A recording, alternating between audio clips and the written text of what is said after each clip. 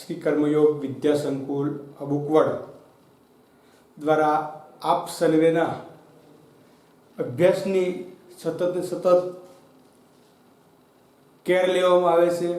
આપ વધુમાં વધુ સમય અભ્યાસ પાછળ વિતાવો એવું આયોજન અમે ગોઠવીએ છીએ, જે અનુસંધાને તમારું વાંચન વધે એ હેતુ સબબ આપણે એલટી લેક્ચર ટેસ્ટ ગોઠવી છે કે જે અનુસંધાને તમારે 2 કે 3 લેક્ચરની ટેસ્ટ લેવાથી તમારું જ્ઞાન ચકાસવામાં અને અભ્યાસ પાછળનો સમય આપવામાં એમાં વધારો થશે આવું વિચારવામાં આવે છે અથવા અમે માનીએ છીએ। તો સર્વે વિદ્યાર્થી મિત્રોને ખાસ અપેક્ષા સાથે કહેવામાં આવે છે કે આ ટેસ્ટ જે છે તમે વ્યવસ્થિત આપો અને સોશિયલ મીડિયાના માધ્યમથી અમારા સુધી પહોંચાડો અને અમે તમને જોઈને આ ટેસ્ટ પાછી મોકલશું, એ પણ સોશિયલ મીડિયાના માધ્યમથી। અને અત્યાર સુધીમાં તમને 1-2 ટેસ્ટ મળી પણ ગઈ છે। તો હવે આ ટેસ્ટ તમારે તમારા વાલીની હાજરીમાં અથવા સ્વૈચ્છિક પોતાની રીતે મને કેટલું આવડે છે એમ જાણી અને મૌખિક જોયા વગર લખવાની છે। તમે જોઈને લખો અને મેં જોઈ એમાં કોઈ હેતુ રહેતો નથી। એટલે તમારે એલટી લેક્ચર ટેસ્ટ જે આપણે શાળાએ ભણતા ત્યારે લેતા હતા, પણ આ સમયગાળામાં હવે એવું હતું કે 21 તારીખે શાળા શરૂ થશે, પણ એમાં વિલંબ થવાની પૂરેપૂરી શક્યતા છે। એટલે હવે આપણે થોડુંક ડીપમાં જઈ અને ઊંડાણપૂર્વક અભ્યાસ કરવા માટે પ્રેરાઈએ છીએ। એટલે હવે તમારે આખું યુનિટ પૂરું થાય એટલે યુનિટ ટેસ્ટ આપવાની રહેશે અને પ્લસ લેક્ચર વાઇઝ તમારે એલટી આપવાની રહેશે, જેથી કરીએ અને તમે વધુમાં વધુ સમય અભ્યાસ પાછળ વિતાવો। દરેક વિદ્યાર્થીઓ સુધી આપણે રાજ્યશાસ્ત્રનું પણ 2 પાઠનું રેડીમેડ મટીરિયલ ટાઈપ કરીને તમારા સુધી પહોંચાડ્યું છે, વિભાગ E, D, C, B અને A ક્રમાનુસાર। તો એ પ્રમાણે તમારે 2 પાઠ આપણે અહીંયા ચાલ્યા હતા, બીજા 2 પાઠનું મોકલ્યું છે, એટલે 4 પાઠ તમારે ક્લિયર થઈ જશે। એટલે સમયાંતરે એ પણ તમારે પાકી બુકમાં લખવાના છે અને એની સાથે સાથે તમારે પાકા પણ કરવાના છે, કેમ કે રાજ્યશાસ્ત્ર એક એવું છે જેનું બીજું કોઈ સંદર્ભ સાહિત્ય નથી અને આપણે જરૂર પણ નથી। તમે આ બુકલેટ કરી નાખશો એટલે 100% એવાને બહાર કંઈ જતું નથી। એટલે દરેક વિદ્યાર્થી મિત્રોને નમ્ર અપીલ છે, સૂચના આપવામાં આવે છે કે અહીંથી જે ગાઈડલાઈન તમને આપવામાં આવશે એ પ્રમાણે તમારે અભ્યાસ કરવાનો છે।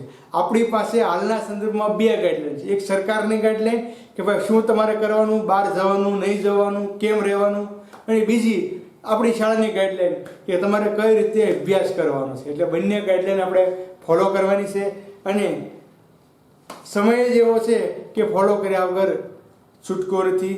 તો દરેક વિદ્યાર્થી મિત્રો ખાસ આ સૂચનાનો અમલ કરે, એલટી અને યુનિટ ટેસ્ટ વ્યવસ્થિત આપે, આ ખૂબ મહત્વની બાબત છે।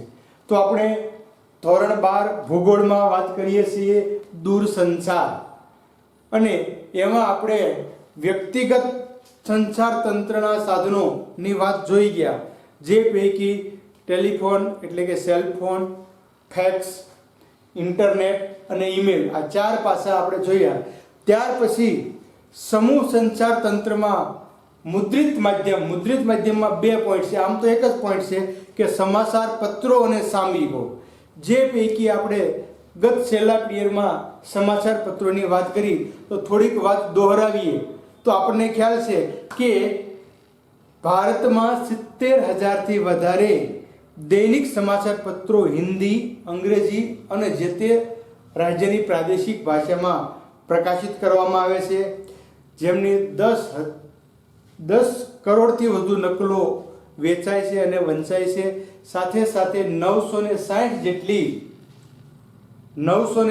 જેટલી ઉપગ્રહ ચેનલો કાર્યરત છે અને જે પૈકી 80 ચેનલો માત્ર સમાચારો પ્રસારિત કરે છે।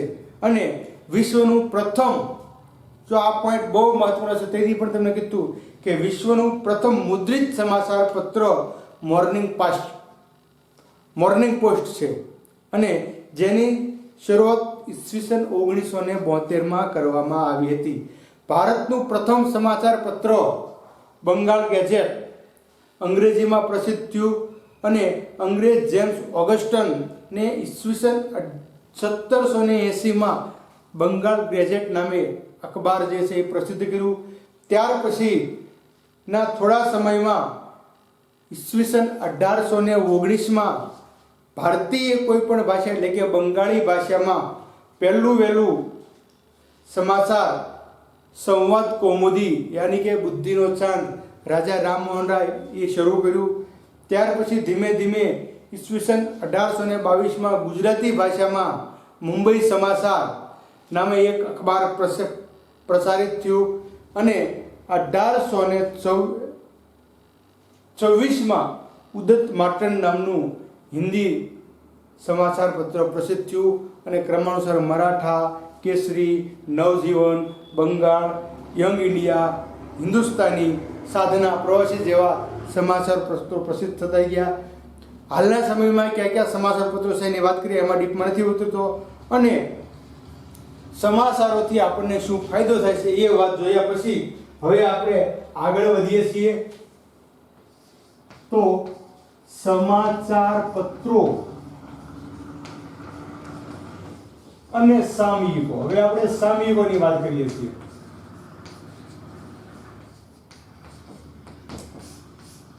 તો સામયિકોની મેં તમને આછી રૂપરેખા આપી દીધી કે સામયિકો જે છે દરરોજ પ્રસારિત થતા નથી. અમુક સામયિક છે એ પાક્ષિક હોય, અમુક માસિક હોય અને અમુક સામયિકો જે છે અઠવાડિયે પ્રસિદ્ધ થાય છે. એટલે 8 દિવસે પ્રસિદ્ધ થતું હોય, 15 દિવસે અથવા મહિને પ્રસિદ્ધ થતું હોય છે. તો આ સામયિકો પણ ખૂબ મહત્વના છે, જેના કારણે લોકો સુધી માહિતી પહોંચાડવા માટેનું ખૂબ મોટું સમૂહ માધ્યમ આ સામયિક છે. તો સામયિકો દ્વારા વાચકોને મનોરંજન, સૌથી વધુ મનોરંજન જરૂરી છે.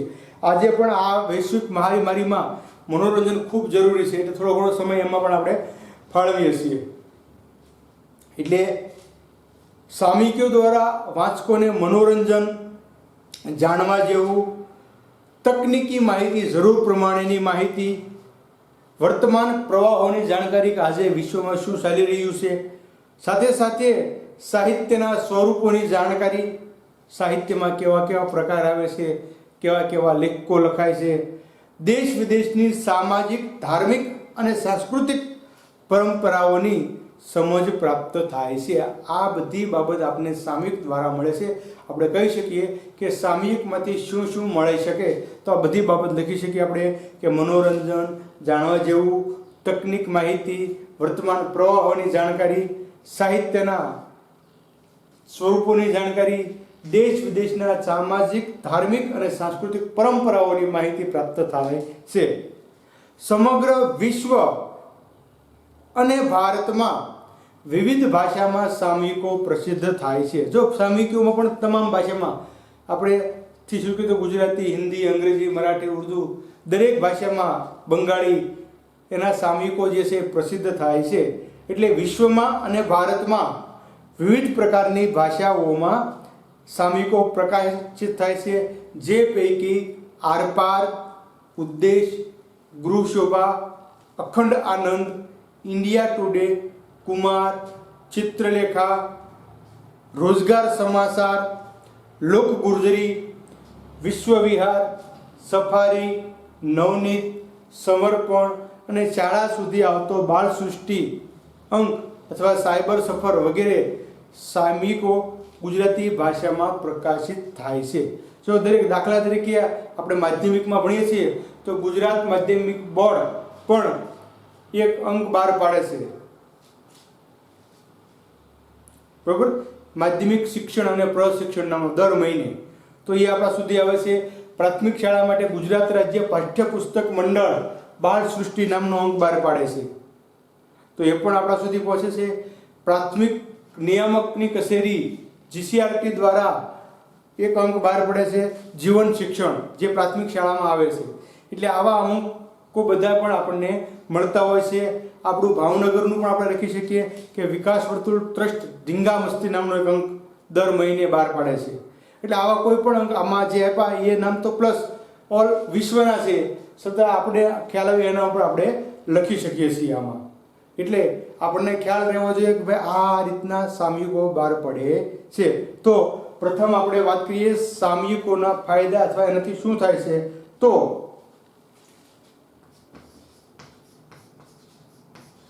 સામયિકો દ્વારા વાચકોને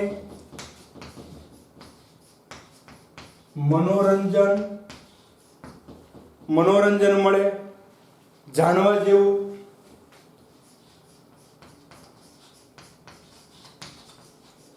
ત્યાર પછી તકનીકી માહિતી અને વર્તમાન પ્રવાહોની જાણકારી. તકનીકી માહિતી અને વર્તમાન પ્રવાહોની જાણકારી. તકનીકી માહિતી અને વર્તમાન પ્રવાહોની જાણકારી આપણને મળે છે. ત્યાર પછી સાહિત્યના સ્વરૂપની જાણકારી. સાહિત્યના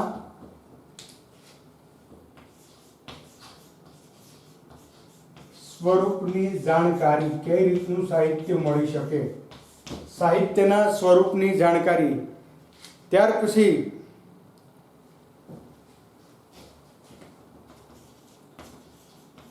દેશ વિદેશની સામાજિક,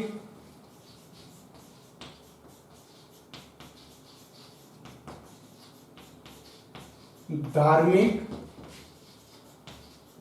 અને સાંસ્કૃતિક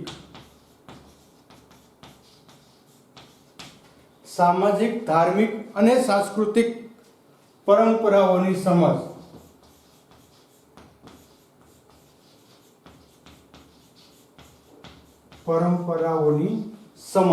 અને આપણે જોઈએ કે સમગ્ર વિશ્વ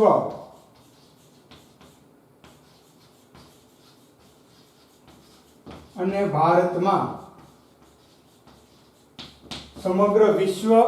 ભારતમાં વિવિધ ભાષાઓમાં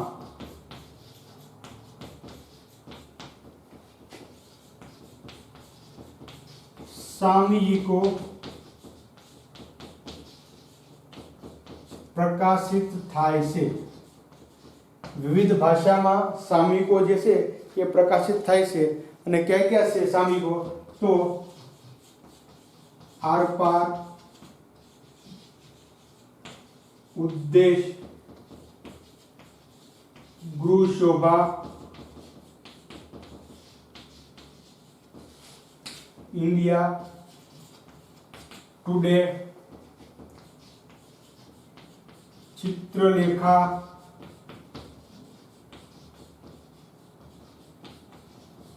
અભિયાન, જીવન શિક્ષણ,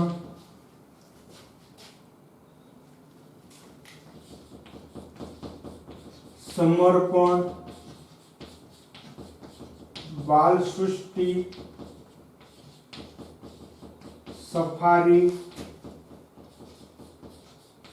નવનીત, સાયબર,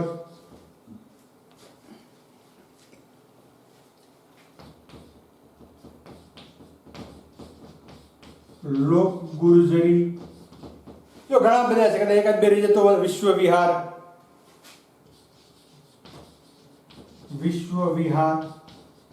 વગેરે વધઘટ થઈ શકે. બરોબર, તમને ગોઠે એટલે નામ 5, 6 નામ 8 નામ આપણે યાદ રહેવા જોઈએ. તો આ હતી વિદ્યાર્થી મિત્રો સામયિકોની વાત. આ બધા જે છે એ ગુજરાતી સામયિકો છે. હવે આપણે સમૂહ સંચાર તંત્રનું માધ્યમ અને માધ્યમ બીજું ઇલેક્ટ્રોનિક માધ્યમની આપણે વાત કરીએ. કેમ કે એના માટે તમારે ઇલેક્ટ્રોનિક એટલે હવે લાઇટની જરૂર પડશે. એના વગર ઇલેક્ટ્રોનિક માધ્યમ ચાલી શકતા નથી. તો સમૂહ સંચાર તંત્રના માધ્યમોના બે પ્રકાર હતા. મુદ્રિત માધ્યમ, જેમાં સમાચાર પત્રોને સામયિકોની વાત કર્યા પછી આપણે સમૂહ સંચાર તંત્રનો બીજો વિભાગ એટલે ઇલેક્ટ્રોનિક માધ્યમ, અને જેમાં સૌથી પહેલું છે આકાશવાણી, યાની કે ઓલ ઇન્ડિયા રેડિયો,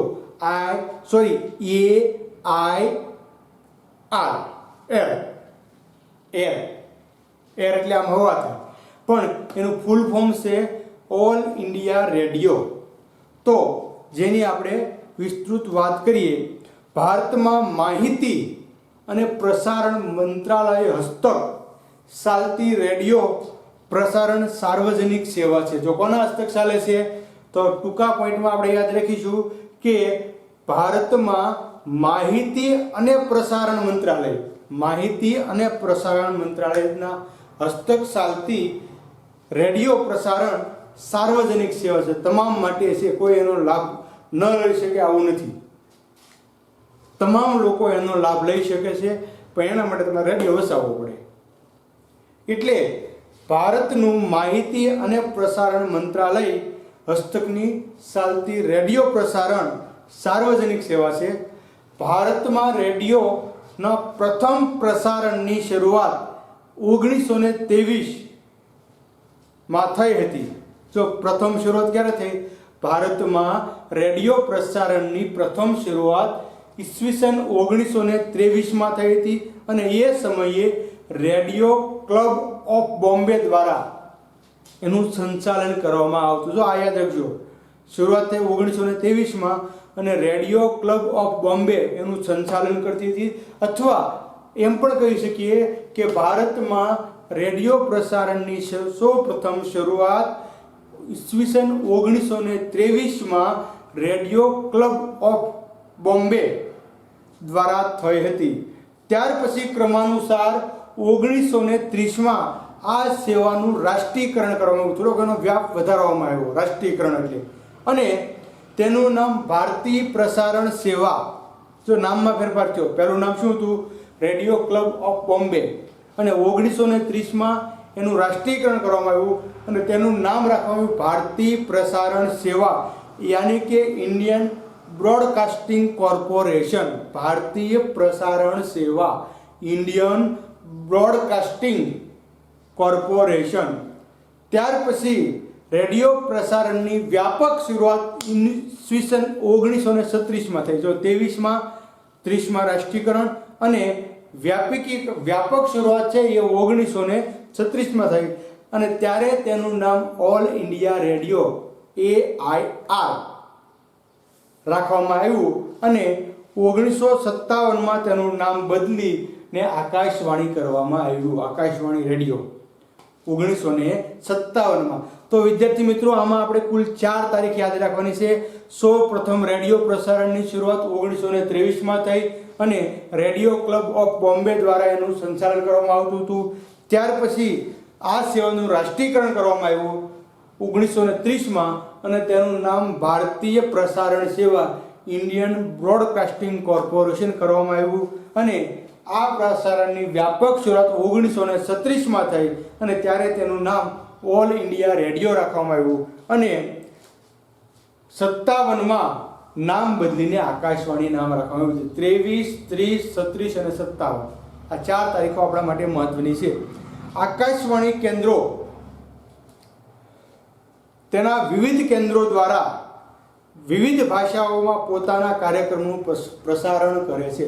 જો આકાશવાણીના જુદા જુદા કેન્દ્ર, આકાશવાણી કેન્દ્ર જુનાગઢ, આકાશવાણી કેન્દ્ર Bhavnagar, all India radio Rajkot, એટલે આના જુદા જુદા કેન્દ્રો છે, અને જુદા જુદા કેન્દ્રો ઉપર એનું જુદું જુદું પ્રસારણ આવતું હોય છે.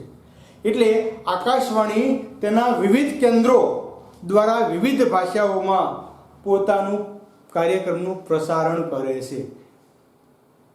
શિક્ષણ, મનોરંજન, ગીત સંગીત, નાટક, ભવાઈ, સમાચાર, વૈશ્વિક ઘટનાઓ, રમતગમત, હવામાન, વેપાર, જાહેરાતો, કૃષિ વગેરે અનેક ક્ષેત્રોની નવીનતમ માહિતી આકાશવાણી શ્રોતાઓને ખૂબ જ ઝડપથી અને અસરકારક રીતે પહોંચાડે છે. જો આકાશવાણી રેડિયો દ્વારા જનતાને સુધી કઈ કઈ સેવાઓ આપવામાં આવે છે અથવા એના દ્વારા કઈ કઈ માહિતીનું પ્રસારણ કરવામાં આવે છે, તો પહેલું શિક્ષણ, પછી મનોરંજન, ગીત આવતા હોય, નાટક આવતું હોય, ભવાઈ આવતી હોય, ગીત સંગીત અને સમાચાર, વૈશ્વિક ઘટનાઓ, વિશ્વના બનાવોની નોંધ લેવાતી હોય છે. સાથે સાથે રમતગમત, હવામાન, વ્યાપાર, જાહેરાતો, કૃષિ સંબંધિત માહિતી, આ તમામ બાબતની માહિતી, નવીનતમ માહિતી જે છે એ આકાશવાણી પોતાના શ્રોતાઓ સુધી અસરકારક રીતે પહોંચાડે છે. રેડિયો હાથવગું સાધન હોવાથી પ્રવાસ દરમિયાન તેનો ઉપયોગ થઈ શકે છે. જો જૂના સમયની વાત છે, આજે તો મોબાઈલમાં બધું ખોવાઈ ગયું, પણ જૂના સમયમાં જ્યારે ટેલિવિઝન ને રેડિયો બે હતા ત્યારે ટેલિવિઝનને સાથે તો લઈ જઈ શકાય નહીં, કેમ કે પહેલાંનું એન્ટેના આવતું, આપણા ઘરના છપરા ઉપર એનું એન્ટેના ફિટ કરવામાં આવતું, એટલે એ બધી કઈ સુવિધા હારી ન. એટલે હાથવગું સાધન કોણ હતું? તો રેડિયો. જો આ વિકલ્પ છે, ટૂંકો પ્રશ્ન, કે પ્રવાસ દરમિયાનનું હાથવગું સાધન ખાલી જગ્યાને ગણવામાં આવે છે. તો અત્યારે મોબાઈલ આવી શકે, પણ એ સમયે રેડિયો, કેમ કે રેડિયો છે એ તમે ગમે ત્યાં લઈ જઈ શકો. જૂના સમયમાં તો રેડિયોનો જમાનો હતો. ખેડૂત પણ જ્યારે રાત્રે વાડીએ કામ હોય, પાણી વળાવે તો સાથે રેડિયો લઈ જતા. આજે તો મેં કીધું ફોનમાં, જો ફોનમાં ઘણી બધી વસ્તુ ખોવાઈ ગઈ. એક તો ટીવી ખોવાનું, ત્યાર પછી ઘડિયાળ ખોવાની, કેલ્ક્યુલેટર ખોવાનું, બેટરી ખોવાની, આ બધી વસ્તુ ફોનમાં આવી ગઈ. એટલે પણ હાથવગું સાધન જે છે એ રેડિયો હતો અને લોકો પ્રવાસ દરમિયાન એને સાથે લઈ જતા. 1997માં આકાશવાણી પ્રસાર ભારતી નામની સ્વાયત્ત સંસ્થાનો ભાગ બન્યું અને 1997માં હમણાં એટલે કે તે 21-22 વર્ષ પહેલાં આકાશવાણી જે છે પ્રસાર ભારતીનો એક ભાગ બન્યું અને આજે દેશમાં મોટા શહેરોમાં ખાનગી FM રેડિયોની ચેનલ શરૂ થઈ છે. જો FM આજે મોટા ભાગના મોટા સિટીમાં FMની સુવિધા મળે છે અને એ રેડિયો કરતાં નવું વર્ઝન એનું કહેવામાં આવે છે કે FM રેડિયો. આપણે FM કહીએ છીએ, પણ FM એ ખાનગી એક ચેનલ છે. એટલે આજે FM ચેનલ પણ શરૂ કરવામાં આવી છે. તો અહીંયા સુધીની વાતમાં આપણે જોયું કે આકાશવાણી કઈ રીતે કામ કરે છે, કઈ કઈ બાબતની માહિતી આવે છે અને અત્યાધુનિક ક્ષેત્રમાં એનું કઈ રીતનું યોગદાન છે. હવે આપણે એના પોઈન્ટ જોઈએ. Akashvani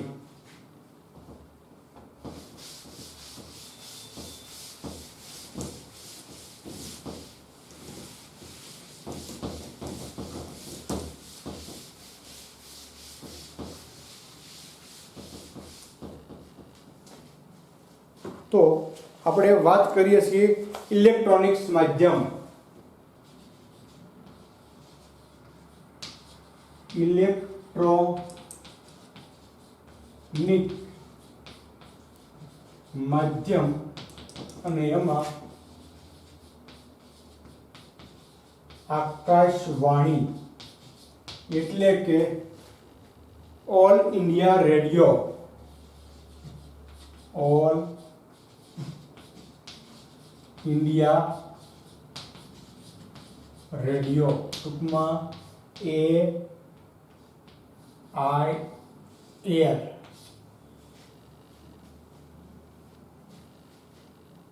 all India radio. તો એક આર ને આપણે કેપિટલ કરી નાખીએ.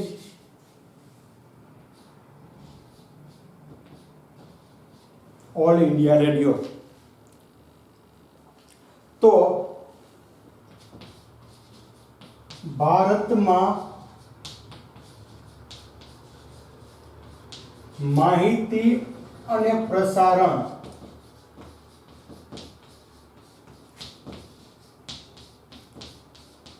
મંત્રાલય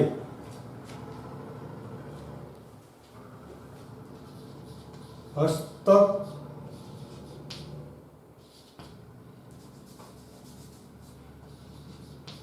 ચાલતી સાર્વજનિક સેવા. રેડિયો એટલે ભારતમાં માહિતી અને પ્રસારણ મંત્રાલય હસ્તક ચાલતી સાર્વજનિક સેવા. પ્રથમ શરૂઆત ઈસવીસન 1923 radio club of Bombay Mumbai radio club of Bombay radio club of Bombay દ્વારા થઈ ઈસવીસન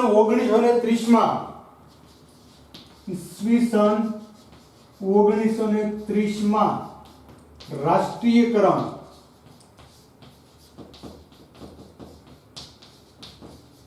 કરવામાં આવ્યું અને નામ આપ્યું ઇન્ડિયન બ્રોડકાસ્ટ કોર્પોરેશન કરવામાં આવ્યું અને એને નામ આપ્યું ભારતીય પ્રસારણ સેવા આવ્યું અને તેનું નામ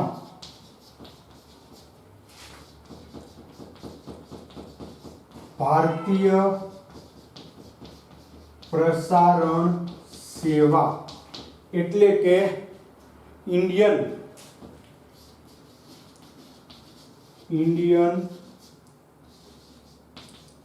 બ્રોડકાસ્ટિંગ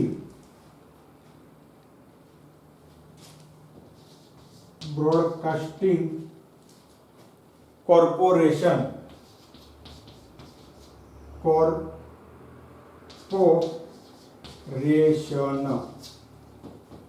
ઇન્ડિયન બ્રોડકાસ્ટિંગ કોર્પોરેશન આવું નામ આપવામાં આવ્યું.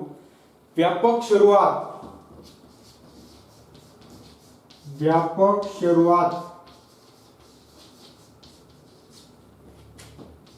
ઈસવીસન 1936 અને નામ આપવામાં આવ્યું ઓલ ઇન્ડિયા રેડિયો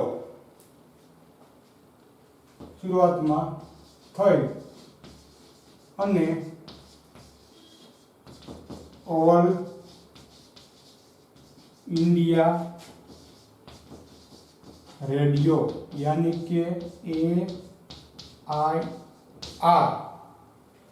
1936 વ્યાપક શરૂઆત થઈ અને ઓલ ઇન્ડિયા રેડિયો નામ રાખવામાં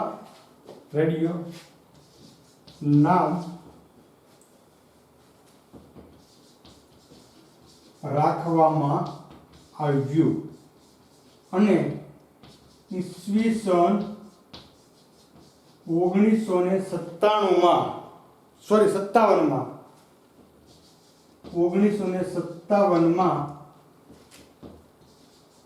નામ બદલી આકાશવાણી કરવામાં આવ્યું. તો આ મહત્વના એના ફેરફારો છે, 4 ફેરફારો. માહિતી પ્રસારણ મંત્રાલય દ્વારા એનો વહીવટ કરવામાં આવશે. એના હસ્તક પ્રથમ શરૂઆત 1923 થઈ. રેડિયો ક્લબ ઓફ બોમ્બે દ્વારા 1930 રાષ્ટ્રીયકરણ થયું અને નામ આપવામાં ભારતીય પ્રસારણ સેવા ઇન્ડિયન બ્રોડકાસ્ટિંગ કોર્પોરેશન. વ્યાપક શરૂઆત 1936 થઈ અને નામ આપવામાં આવ્યું ઓલ ઇન્ડિયા રેડિયો અને 1957 ફરી પાછું નામ બદલી અને આકાશવાણી નામ કરવામાં આવ્યું. હવે આકાશવાણી દ્વારા આપણને કઈ માહિતી મળે છે? આના મુખ્ય 2 પોઈન્ટ. કઈ રીતનો આકાશવાણીનો વિકાસ થયો અને એમાં કઈ બાબતની આપણને માહિતી મળે છે એ બાબત આપણે 2 પોઈન્ટ આમાં જોવાના રહેશે. તો બીજો પોઈન્ટ આપણે હવે જોઈ નાખી સાથે સાથે.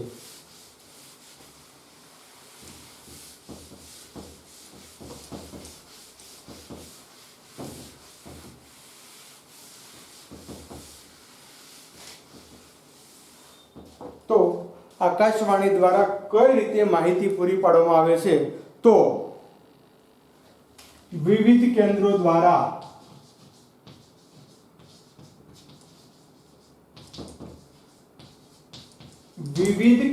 દ્વારા વિવિધ ભાષાઓમાં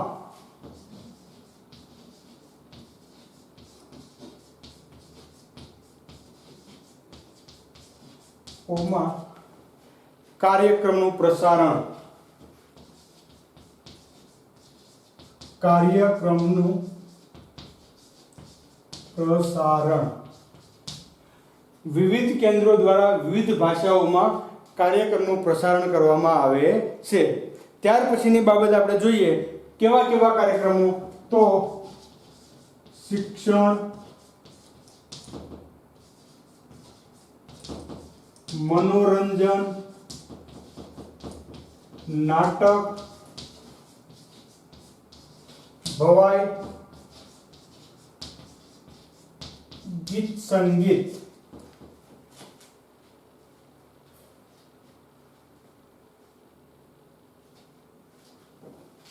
ત્યાર પછી સમાચાર,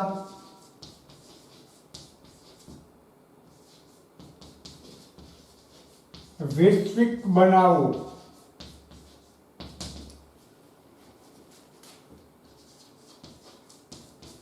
હવામાન, રમત જગત અથવા રમત ગમત, જે કહેતી રમત ગમત, વ્યાપાર,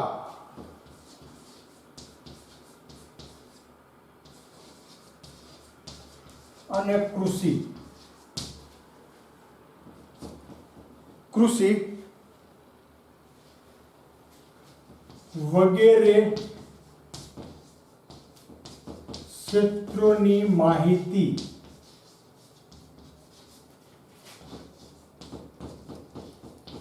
શ્રોતાઓને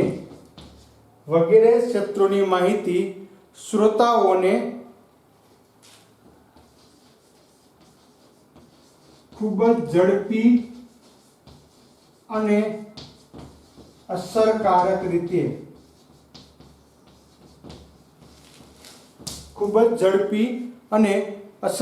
રીતે પહોંચાડે છે.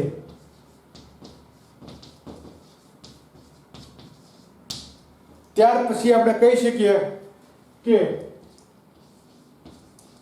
રેડિયો હાથવગુ સાધન હોવાથી પ્રવાસ દરમિયાન ઉપયોગ,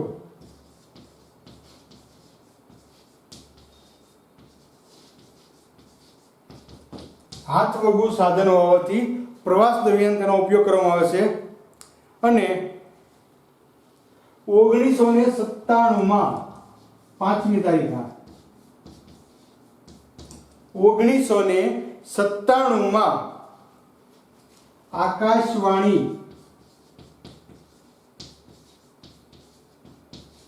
1997માં આકાશવાણી પ્રસાર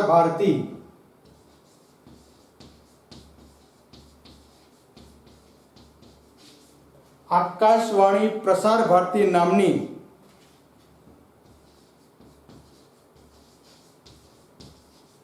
સ્વાયત્ત સંસ્થાનો ભાગ બન્યું.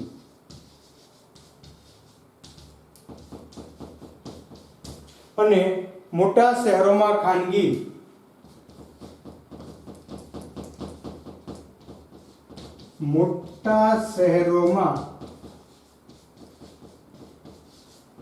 ખાનગી FM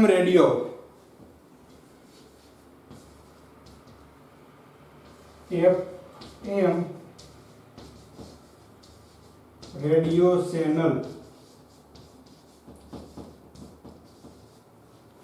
શરૂ થઈ છે.